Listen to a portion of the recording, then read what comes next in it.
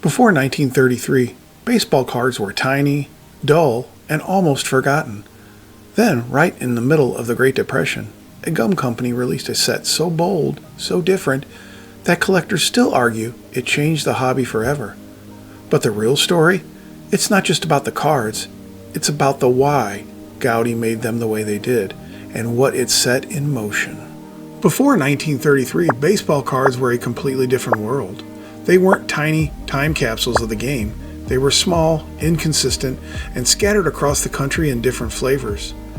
Sure, some pre-Goudey cards had color, caramel cards, Cracker Jacks, and a handful of regional sets, but they were all over the place. Different sizes, different quality, and almost none of them were distributed nationwide. A kid in San Francisco might pull a Collins McCarthy card, while a kid in Chicago might have never seen one. There was no annual set, and no national hobby everyone shared. After World War I, card production slowed even more. Candy companies struggled, advertising shifted, and baseball cards slipped into scrapbooks, shoeboxes, and forgotten drawers. And when the Great Depression hit, printing cards was a luxury very few companies could afford. The hobby wasn't dead, but it was drifting, quietly losing its identity. Then came the Goudey Gum Company of Boston, founded in 1919 by Enos Gordon Goudey, a Canadian immigrant who believed one thing: if kids love gum, they'll love the cards that come with it.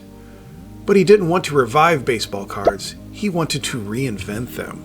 For the first time ever, baseball cards were beautiful. Not tiny black and white photos, but big, bold, full-color portraits. And Goudey didn't get lucky, they earned this moment. Through the 1920s, the Goudey Gum Company grew fast. Kids loved their new flavored chewing gum, sold for just a penny. By 1932, Goudey was one of the few companies still expanding during the Depression. That growth meant something powerful. They had the money to take risks other companies couldn't. So, in 1933, instead of cutting corners, Goudey went all in. Bigger cards, thicker cardboard, vibrant colors, and backs filled with stories, stats, and write-ups that turned players into larger-than-life heroes. And then Goudey made their move. 4 Babe Ruth cards, each one different, each one iconic. No company had ever featured a player like this. Not once, not twice, but 4 times. This wasn't a gimmick, it was a statement. Babe Ruth didn't just play baseball, he was baseball.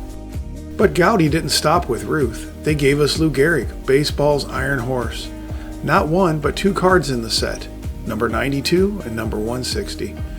At first glance, they look identical. Same pose, same background, same clean blue design. But look closer. Collectors have spent decades debating the subtle shade variations between the two. One print came out slightly lighter, another slightly darker.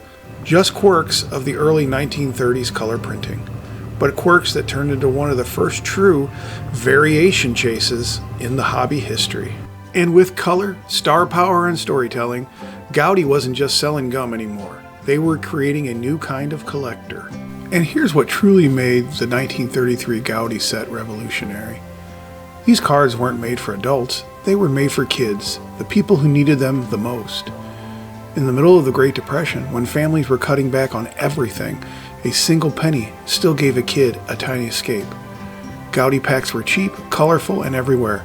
Corner stores, newsstands, and even pharmacies.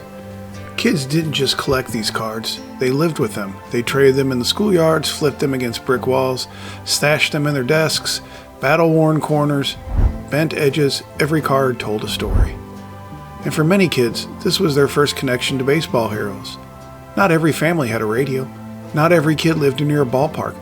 But every kid could hold a piece of game in their hand. The 1933 Goudey set didn't revive baseball cards, it rewrote the rules.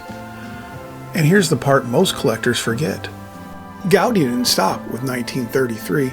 They kept going. 1934 was the famous Lou-Gehrig Says banners.